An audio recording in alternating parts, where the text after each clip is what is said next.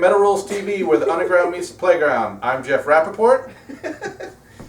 I'm Damien. And I'm Lothar, King of the Hill People. I'm Tad. I'm MC Surge from Third Base. Wow, alright, yeah. That's the only celebrity I look like. So. Yeah. So where the hell were we?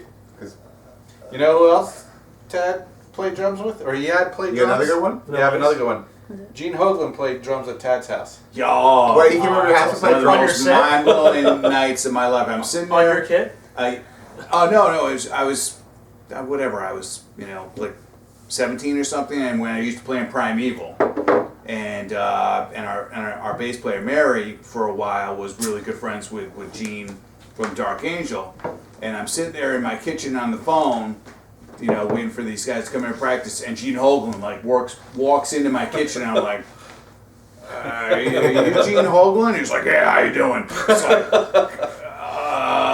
okay, get on my drums. And I hit like a tape recorder, and I made him play Black Prophecies just like him by himself. Wow. I was like, play Black Prophecies right now.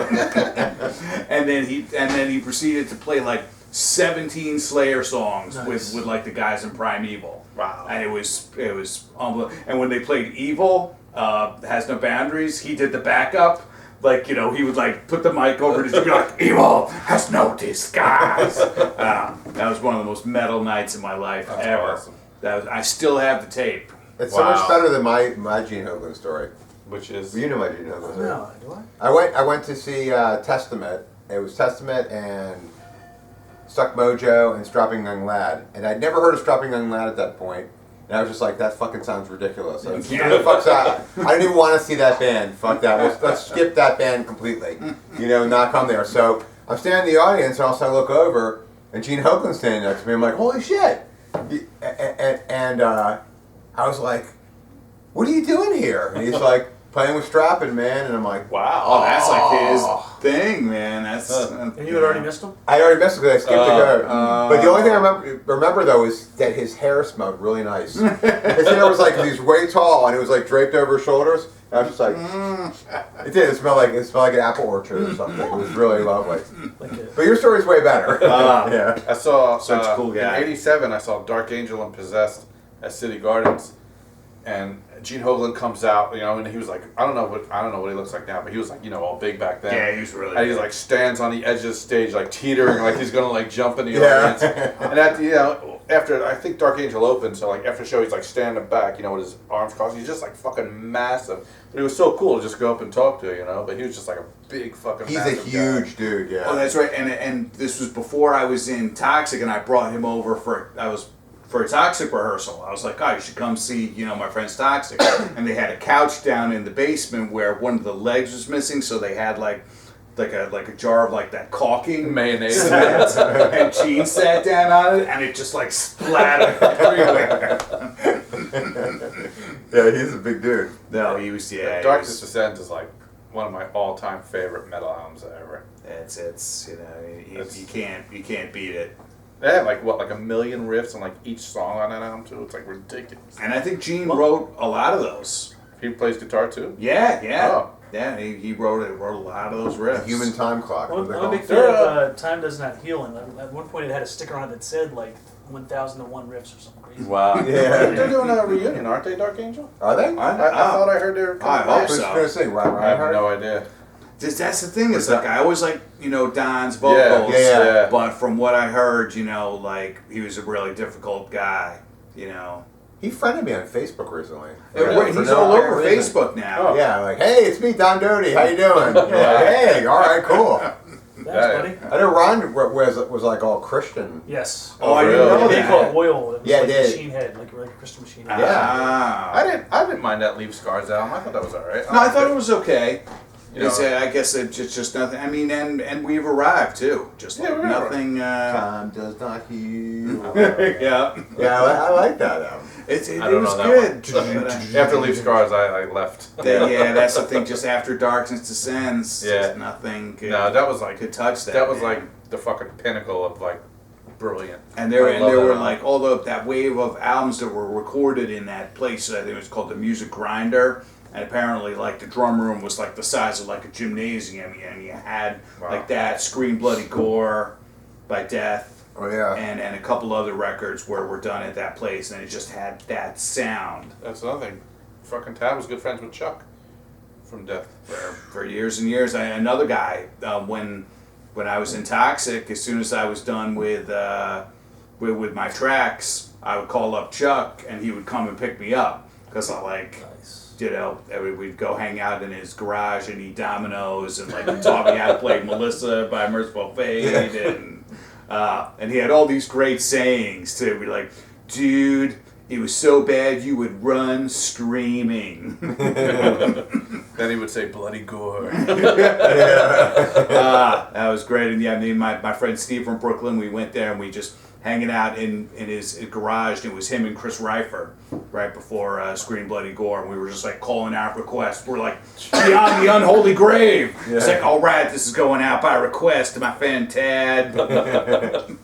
So, fantastic guy, man. I should let you do the interview. Get out of here. What else you got on this guy? I think that's all I know about that's well, he does Hudson Horror. Yes, I do a film festival, Hudson Horror Show. Where we just finished our 7th show. It was our first like complete sellout where we actually turned people away. Oh, wow. And it's all thanks to my buddy Dave Shilkrin and Bob Morowski at Grindhouse, who, said, I was like, if I do a show, can I get prints? They were like, absolutely, so they hooked us up, with the prints, and that was really how we were able to get started. And, Well, the purple one helps out a lot. Yes. Prince, get it? Oh. I'm like one of the only my wife people didn't get it. I was just in America. I don't like Prince at all. I'm one of the few people that doesn't like him. Oh, I love Prince. I love Prince. Everybody does. Yeah. Everybody loves Prince, and that's fine. I don't get it. I don't like him at all. Nah. He's really handsome. You've never been laughing in the Purple Rain, Damien.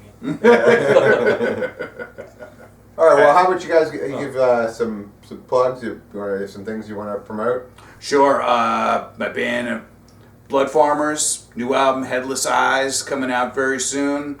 And then I play in another band called Lusitola, where I play guitar, and it's all influenced by Italian horror, and it's I think you dig it if you like bands like Pentagram and Merciful Fates.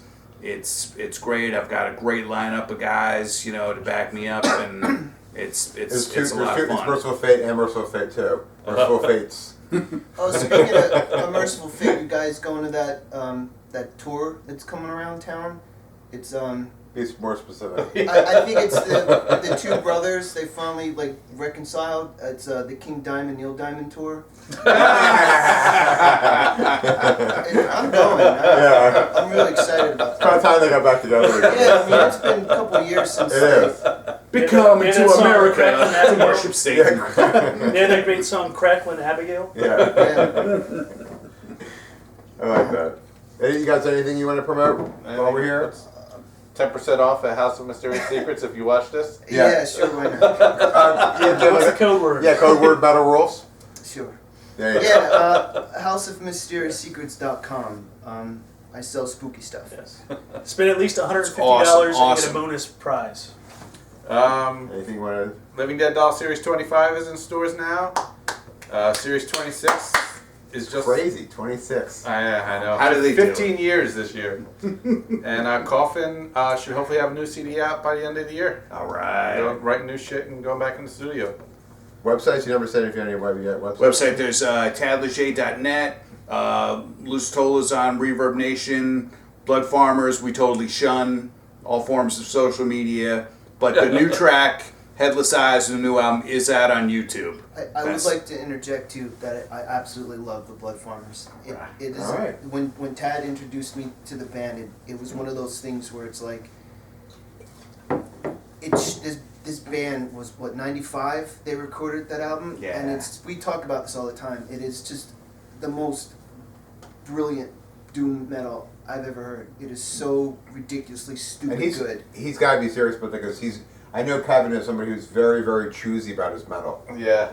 I mean, he doesn't listen to a great deal of metal, but what he's very passionate about what he Yeah, likes. absolutely. And this is just, when I heard it, it was just the perfect of, it's all the elements. It was just perfect. It's just one That's of what the you've best. been waiting for, huh? But what I've been waiting for, which ironically came out in '95, you know, it is coulda, shoulda been. You know, it's one of those bands that had given the right exposure, it should have been huge. And I think we talked about it before too. Like, was Caius around the same time?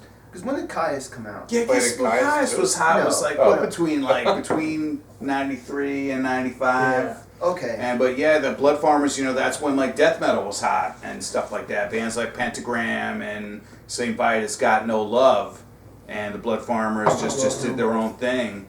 And it was same for me. I'd heard about the album, I tracked it down, and to me, it's one of the holy grails of doom metal. Even if you don't like doom, it's just such a great record. And now it's an honor that I'm part of the band and on the new album. And Headless Eyes is, you know, it's an epic. If you like doom and you like horror, it's a great album. Yeah, Right. I absolutely love it. I'm excited to hear. I heard the Headless Eyes track, and what was cool for me too is being a fan of old school '70s gritty horror. Like having having a song about Deathmaster. It's just like, oh, you gotta be kidding me! Like, that's amazing. And then like have stuff based on like the what do you call it? The movie itself, the Invasion of the Blood Farmers. Invasion of the Blood Farmers, yeah, which was And Scream Bloody Murder. It's like, come on, that's so obscure, but it's for people who dig that shit like me. It's perfect. yeah, they're really ahead of their time, in in terms of the horror and and what they play. How did you hook up with them? It happened because I was they released the Blood Farmers demo.